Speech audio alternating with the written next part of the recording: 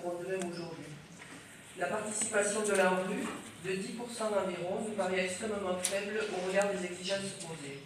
Si nous examinons la maquette financière, nous voyons d'abord que ce projet de 150 millions, c'est seulement sur un peu plus que pour ce projet, c'est sur un peu plus de la moitié, 78 millions si nous incluons l'avenant, que la rue participe. Et sur les 75 millions restants, la participation de la rue est égale à 0. Alors pourquoi inclure dans ce projet 75 millions non subventionnables? Est-ce une exigence de la rue ou une volonté de la majorité municipale? Parmi les projets pour lesquels la rue n'est pas financeur, nous notons l'étude technique et financière en lien avec le centre-ville pour 240 000 euros. Il semblerait également que la partie ouest du périmètre ne soit pas subventionnable non plus, de même que la réhabilitation des écoles d'Audet et Perrault pour 10 millions, ni le pôle image, que ce soit les I 15,6 millions ou le Dietrich 3 millions. Pour rester sur les financements, nous voyons que ce sont les bailleurs qui supportent la charge la plus lourde. Nous en avons déjà parlé au début de ce conseil, donc je n'y reviendrai pas longuement, mais les bailleurs supportent 44% de ce projet urbain. Donc l'interrogation, c'est auront-ils la capacité financière de supporter ce programme? Et si oui, est-ce que cela ne se fera pas au dépend des autres quartiers? Cette inquiétude semble partagée aussi bien par les bailleurs que par cette assemblée. En ce qui concerne le projet urbain lui-même, nous sommes opposés à l'implantation du pôle image sur le parc des Crêtes, nous l'avons déjà dit. Cet espace vert devrait être conservé en l'état, compte tenu de son importance dans le quartier. Oui, c'est réglé, mais la convention qui est à la délibération et inclut ce pôle image sur le parc des Crêtes. Donc moi je veux bien qu'il faille se dépêcher pour Mais non, mais vous avez tout votre temps. Non, je parle de se dépêcher pour signer la convention en rue. Non, mais voilà.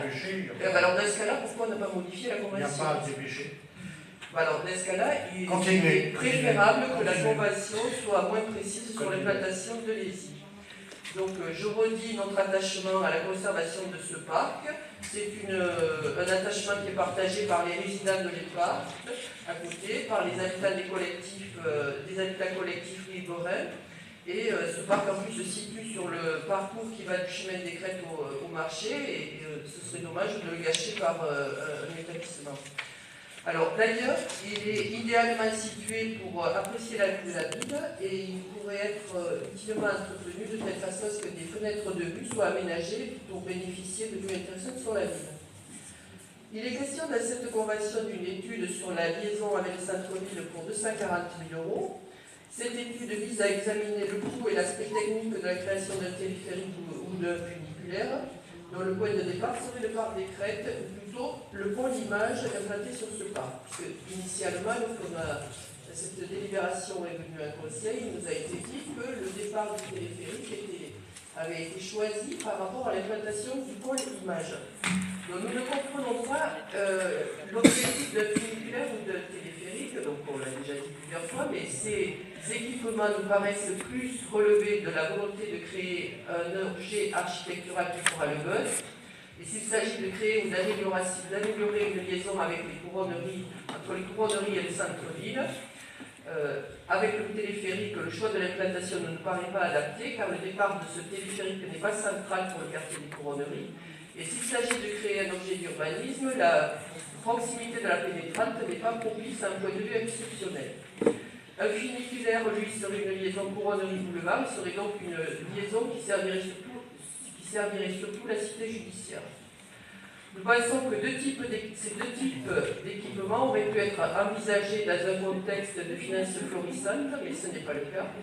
Et nous redisons notre choix d'une amélioration significative des fréquences de bus pour conforter la liaison centre-ville-couronnerie, et des cheminements piétons pourraient également être étudiés. Aucune enveloppe dans cette convention en vue pour la création d'un téléphérique ou d'un funiculaire ou d'un ascenseur. La convention en vue, c'est 2017-2014. Donc, réfléchissons-y, mais ne perdons pas de vue que ce n'est pas pour demain. Nous demandons des précisions sur cette ligne de téléphérique, puisque vous avez réussi à en faire un point d'actualité. Alors, j'ai déjà parlé du panel de personnes choisies, donc je ne vais pas le redire ici. Et je vais parler de l'ESI, puisque vous invoquez la mixité sociale pour justifier la volonté de la majorité municipale d'implanter l'ESI aux couronneries. Nous ne voyons pas les avantages en termes de mixité du transfert de l'ESI aux couronneries. En fait, si la mais on demande qu'à être éclairé sur ce point. Et si la mixité est favorisée par le logement, elle est surtout favorisée par l'emploi. Or, France 3 va quitter les couronneries, le déménagement d'EDF s'accompagne également d'un amenuisement des services et donc du nombre d'emplois sur le quartier. Et nous voudrons juste une observation pour le foyer des jeunes travailleurs. Nous sommes attachés au fait que ce foyer doit être à l'image de celui du local, c'est-à-dire comporter une partie animation pour que ce foyer soit attractif. Nous nous abstiendrons sur cette délibération qui équivaut à signer un chèque en blanc, puisque vous nous dites que les projets qui sont décrits dans cette convention ne seront pas réalisés tels que décrits.